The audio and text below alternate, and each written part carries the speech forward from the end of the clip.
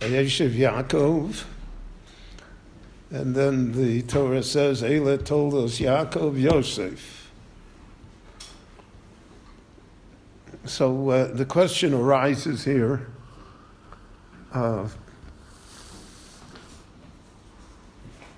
brothers saw Kioso Ohav Avihem,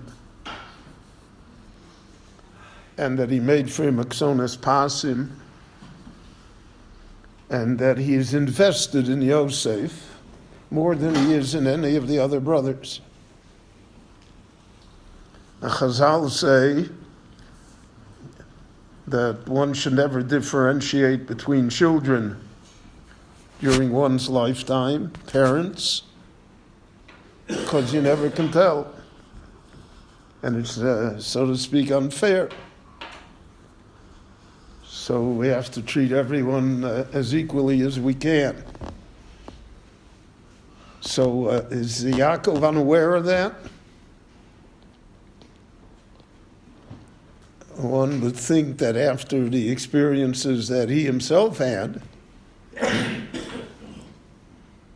with Yitzchak favoring Esav and wanting to give the brachas to Esav, and because of that he had to go into exile, and the entire story that we had. So he would be the first one to realize that he shouldn't begin to behave this way. Especially it's his behavior, Kioso Oav Aviyam, that provokes Yosef to be even more provocative to the brothers, because he feels he has his father's backing. And we see that when he tells the dream to his father about the sun and the moon and the 11 stars, etc. So he tells it to his father, because he expects that his father will certainly agree and say that's a great dream. So here it says, Vayigar bo aviv. His father criticized him, but it also says, Ve'aviv shomar es hadover. Yaakov didn't discount the dream. And Yosef felt that Yaakov didn't discount the dream. So the Meforshim here struggle to understand Yaakov. So Rashi quotes the fact, Eila told us, Yaakov, Yosef, that they looked alike. He had Zivi Kunim Shaloviv. He looked just like his father. And naturally, if one has a child that looks the same as one does, and the others all look different, so it's understandable that he would have an affinity to him.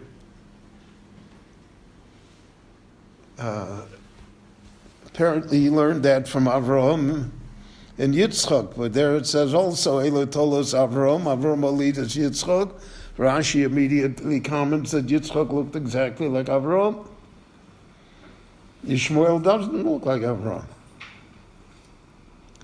So even though that's a matter of genetic choice, cannot guarantee, but nevertheless it had resonance.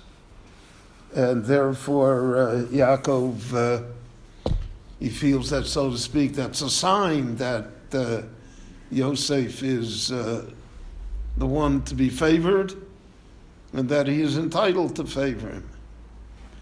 Rashi also quotes that they had identical experiences in life. Yaakov went into exile. Yosef's going to go into exile. Yaakov had with his brother, he's going to have with the brothers. Yaakov is cheated by Lavan, and Yosef will be cheated by others, especially in Egypt. So they have similar experiences in life, and that also creates a closeness to them, an undefined but present relationship. So if we look at it, we see how do the Jewish people begin? They begin only with individuals. It's not a group of people that got together and said, okay, we're going to be Jews. It's Avram alone. Lo mashmo nikra Avram Ivri, shehu me'ever echad, v'chol olam me'ever sheni. He's alone. And the Navi says, Ki Yochid Karasi, Echad Karasi, I called him one, he's the only one. So even though there are many followers, he has Eliezer and he has Anefesh Sharasu Bechoran, but it's all one person. And he gives birth to Yitzchak, which again is only one person.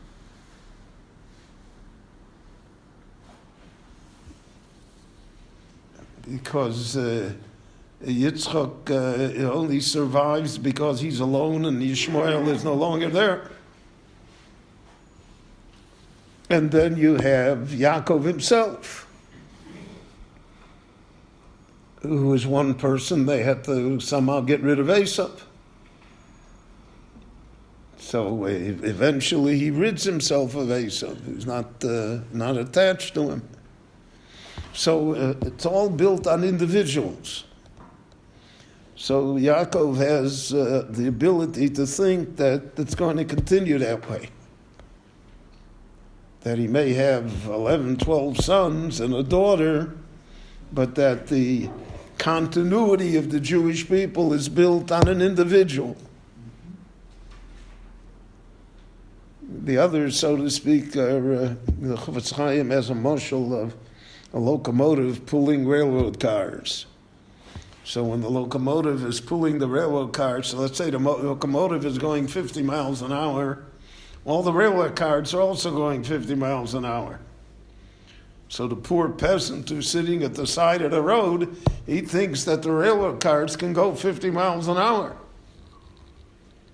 But he's not aware that it's only the locomotive. If the locomotive stops, the railroad cars aren't going anywhere. So it's the same thing here. It's the individual that propels the Jewish people. And therefore he invests in Yosef because he's convinced that Yosef is the locomotive. Yosef is the one that's going to push it. And we are built through individuals, through one, so he's the one. So in order to aid him to do it, he gives him ksonas pasim, whatever he does. But that is all in line with this idea that we're going to build the Jewish people from one. And we see that later in the Torah as well. Moshe kibel Torah miSinai. So even though there are millions of people by Har Sinai, there are 600,000 from 20 to 60,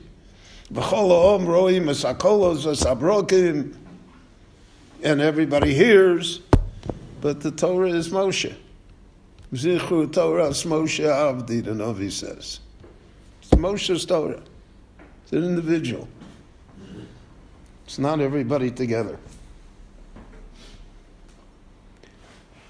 And then the Mishnah continues, and Mesor Yoshua, it's again an individual. Even though there, again, you're talking about millions of people. So therefore, all of this is more understandable in the viewpoint that it is an individual or some individuals who are the ones that carry the burden of the transmission of Torah and of the tradition of the Jewish people from generation to generation. And it's not necessarily a societal or communal event. And therefore it could be, chas v'sholem, but it has happened before in Jewish history, a number of times, and we lived through a time like that, where the majority of the Jewish people are not interested in continuing it. And their relationship to Torah is very peripheral, if at all. There are other ideals that are more superior in their mind. So how will the Torah continue? So it continues through individuals. Because their individuals are committed to the fact that it will continue. And they're the ones that will build it. So again, this is the framework on which all of this exists. And if you look through the history of Klal Yisrael, right? So Rashi, the Rambam, the Ramban, you can make a list of individuals that made the Jewish people. Even in our time, the yeshiva world was created by individuals. It wasn't a mass movement.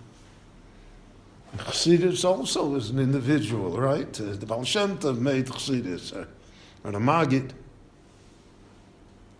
So this idea of the individual, and that the individual is the one that propels Jewish history, and therefore the individual has to be encouraged.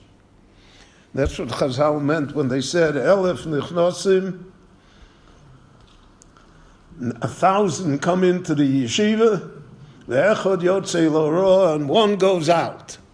So on one level, we would look at that and say, boy, that's not a level of success. Go out and collect money. My yeshiva, I had 1,000 students, one came out. 999 didn't. But what Chazal meant to teach us there is that one is what's going to do it. And the one may need the other 1,000 in order to do it, but it's the one that does it, not the 1,000.